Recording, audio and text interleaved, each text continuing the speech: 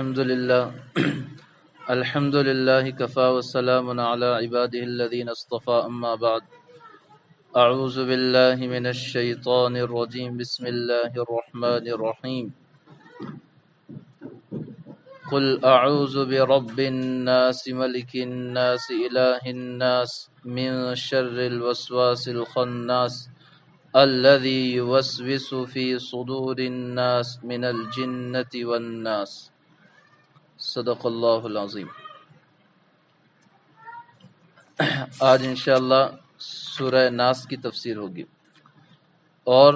اللہ تبارک و تعالی نے ان دونوں صورتوں کو ایک ہی واقعے کی وجہ سے جو نازل فرمایا ہے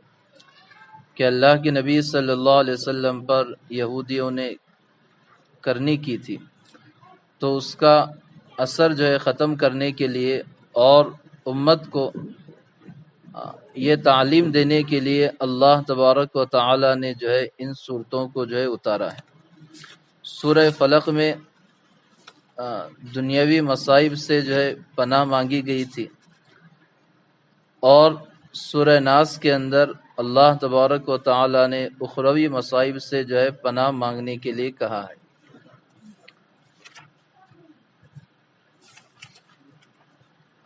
اس کا جو ہے ترجمہ بھی سن لیں۔ قل اعوذ برب الناس،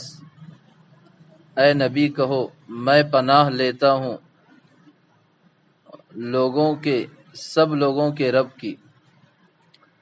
ملک الناس لوگوں کے بادشاہ کی، الہ الناس لوگوں کے معبود کی، من شر الوسواس الخناس اس وسوسہ پھیلانے والے کے شر سے جو چھپ کر وسوسہ پھیلاتا ہے، الذی یوسوس فی صدور الناس جو لوگوں کے دلوں میں خیال ڈالتا ہے، من الجنۃ والناس جنات میں سے ہو اور آدمیوں میں سے ہو۔ اللہ تبارک و تعالی نے یہاں پر اللہ کی پناہ لینے کے لیے کہا ہے، اور اللہ تبارک و تعالی نے اپنی 3 صفتیں ذکر فرمائی ہیں۔ قل اعوذ برب الناس کہ میں لوگوں کے رب کی پناہ لیتا ہوں، رب کا معنی آتا ہے پالنے والا، اور اللہ تبارک و تعالی ہی تمام مخلوق کو جو ہے پالنے والے ہیں، تو اللہ تبارک و تعالی نے اپنی صفت ربوبیت کے ساتھ پناہ لینے کے لیے کہا ہے۔ ملک الناس جو لوگوں کے بادشاہ ہیں، یعنی اللہ تبارک و تعالی جو ہے پالنے والے بھی ہیں اور بادشاہ بھی ہیں، الہ الناس اور لوگوں کے معبود بھی ہیں، یعنی اللہ تبارک و تعالی ہی کی جو ہے لوگوں کو عبادت کرنی چاہیے، اور اللہ کے علاوہ کسی کی عبادت نہیں کرنی چاہیے۔ اور جب اللہ تبارک و تعالی جو ہے پالنے والے بھی ہیں، بادشاہ بھی ہیں، اور اللہ ہی کی جو عبادت کرنا چاہیے، اور جب تینوں صفات اللہ کے اندر پائی جاتی ہیں، تو اللہ کی جو ہے قدرت کا جو ہے پتہ چلتا ہے کہ اللہ جو اتنی بڑی قدرت والے ہیں، اور جب اللہ اتنی بڑی قدرت والے ہیں تو اللہ کی پناہ میں سب کو آنا چاہیے، اور اللہ جو ہے سب کو پناہ بھی دینے والے ہیں۔ اور اللہ تبارک و تعالی نے جو اس کے آگے جو ہے جن شرور سے پناہ مانگی ہے، اس میں اللہ فرماتے ہیں من شر الوسواس الخناس اس وسوسہ پھیلانے والے کے شر سے جو چھپ کر آدمیوں کو وسوسے میں ڈالتا ہے۔ یعنی اللہ تبارک و تعالی نے جو ہے ہر انسان کے ساتھ جو ایک شیطان کو لگایا ہے، جس کا کام جو ہے اسے جو ہے غفلت کے اندر ڈالنا ہے۔ جب بھی انسان جو ہے غافل ہو جاتا ہے، تو وہ جو ہے جو شیطان خناس ہے وہ آدمی کے پیچھے لگتا ہے اور اسے برائیوں کی طرف لے جاتا ہے، اور جیسے انسان جو اللہ کا نام لیتا ہے تو وہ خناس جو ہے پیچھے ہٹ جاتا ہے۔ حدیث پاک کے اندر ہے، اللہ کے نبی صلی اللہ علیہ وسلم نے فرمایا کہ انسان کے دل میں 2 گھر ہیں، ایک میں فرشتہ رہتا ہے، دوسرے میں شیطان۔ فرشتہ جو ہے نیک کاموں کی رغبت دلاتا ہے، اور شیطان برے کاموں کا حکم دیتا ہے۔ اور جب انسان اللہ کا ذکر کرتا ہے تو شیطان پیچھے ہٹ جاتا ہے، اور جب تک وہ اللہ کے ذکر میں مشغول نہیں ہوتا تو اپنی چونچ انسان کے دل پر رکھ کر اسے برائیوں کے راستے میں ڈالتا رہتا ہے۔ تو بزرگوں اللہ تبارک و تعالی نے جو ہے ہر انسان کے ساتھ جو ہے نفس اور شیطان ان دونوں کو لگایا ہے، تو یہ دونوں جو ہے انسان کو گناہوں کی طرف لے جاتے ہیں، اور اس کا علاج جو ہے اللہ تبارک و تعالی نے اس صورت میں بتایا کہ اللہ کا نام ہے، کہ جیسے اللہ کا نام لیں گے تو بزرگوں یہ جو ہے آدمی کو جو ہے وسوسہ پیدا کرنے سے جو ہے پیچھے ہٹ جاتے ہیں، اور بزرگوں آدمی کو جو ایسے باریک باریک جو ہے وسوسے اور ایسے باریک باریک جو ہے غلط چیزیں آدمی کے دلوں میں ڈالتے ہیں کہ جو حقیقت میں ہوتی بھی نہیں ہے۔ جیسا اللہ کے نبی صلی اللہ علیہ وسلم ایک مرتبہ مسجد میں اعتکاف کی حالت میں تھے، رات میں ام المؤمنین حضرت صفیہ رضی اللہ عنہ آپ کی زیارت کے لیے مسجد میں تشریف لائیں۔ واپسی کے وقت رسول اللہ صلی اللہ علیہ وسلم ان کے ساتھ ہو لیے، گلی میں دو انصاری صحابی جو ہے سامنے آ گئے تو آپ صلی اللہ علیہ وسلم نے آواز دے کر فرمایا، ٹھہرو، میرے ساتھ میری بیوی صفیہ بنت حوی ہے۔ ان دونوں نے ادب کے ساتھ عرض کیا، اللہ کے نبی، کیا آپ کے بارے میں ہم بدگمانی کر سکتے ہیں؟ تو آپ صلی اللہ علیہ وسلم نے فرمایا کہ بے شک، کیونکہ شیطان انسان کے خون کے ساتھ اس کی رگ میں اثر انداز ہوتا ہے، مجھے یہ خطرہ ہوا کہ کہیں شیطان تمہیں میرے بارے میں بدگمان نہ کر دے، اس لیے میں نے بتلا دیا کہ میرے ساتھ کوئی غیر عورت نہیں ہے بلکہ میری بیوی ہے۔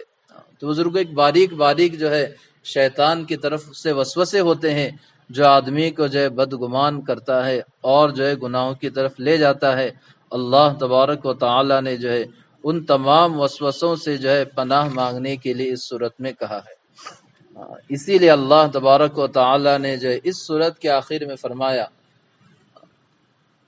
من شر الوسواس الخناس الذی یوسوس فی صدور الناس، کہ لوگوں کے دلوں میں وسوسہ ڈالنے والا جو ہے شیطان ہوتا ہے۔ لیکن آگے اللہ فرماتے ہیں من الجنت والناس، کہ وسوسہ ڈالنے والا چاہے شیطان ہو یا انسان ہو، ہر ایک سے اللہ نے جو ہے پناہ مانگنے کے لیے کہا ہے۔ تو بزرگوں پتہ چلا کہ انسان کا دشمن جو ہے انسان بھی ہوتا ہے اور شیطان بھی انسان کا دشمن ہے، انسان بھی انسان کا دشمن ہوتا ہے، یعنی ہمارے ہی قریب میں کچھ افراد ایسے ہوتے ہیں جو ہمیں وسوسہ ڈال کر جو ہے گناہوں کی طرف لے جاتے ہیں۔ تو اللہ تبارک و تعالی نے جو ان سے بھی پناہ مانگنے کے لیے کہا کہ ایسے دوستوں سے، ایسے لوگوں سے کہ جو ہمیں جو ہے غلط چیزوں کی طرف، برائیوں کی طرف لے جاتے ہیں، اللہ نے فرمایا کہ ان سے بھی پناہ مانگنا ہے۔ لیکن بزرگوں ایسے لوگوں کا جو ہے دوسرا علاج بھی ہے کہ ایسے لوگوں کو ہم اچھے اخلاق سے سمجھا کر جو ہے نیکی کے راستے پر لائیں اور ان کے ساتھ جو ہے اچھا سلوک کریں اور ان سے جو ہے بدلہ نہ لیں اور صبر کریں اور ان کے ساتھ اچھے اخلاق سے پیش آئیں، تو جو ہمارے انسانی دشمن ہیں وہ جو ہے اپنی دشمنی جو ہے چھوڑ دیں گے۔ اور جو اللہ تبارک و تعالی نے جو ہے شیطان سے مقابلے کے لیے علاج بتایا، وہ ہے صرف اللہ کی پناہ مانگنا، کہ ہم جو ہے بار بار اللہ کی پناہ مانگیں گے تو بزرگوں اللہ کی حفاظت میں آئیں گے اور جو ہے شیطان کے وسوسے سے پناہ ملے گی۔ بعض لوگوں کو جو ہے یہ خیال گزرتا ہے کہ شیطان کا جال جو ہے بہت بڑا ہوتا ہے، کہ محض یہ کلمے پڑھنے سے کیا شیطان سے جو ہے حفاظت ہو جائے گی؟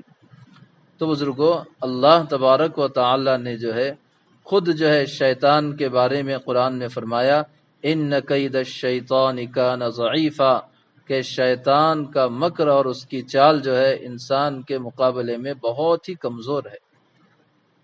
یعنی اللہ نے جو ہے شیطان کی طاقت کو جو ہے کمزور بنایا ہے اور انسان کو جو ہے طاقتور بنایا ہے۔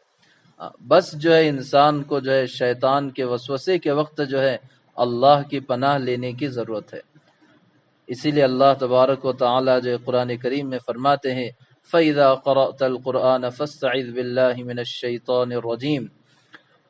کہ جب آپ قرآن پڑھنے لگو تو اللہ کی پناہ لے لو شیطان مردود سے۔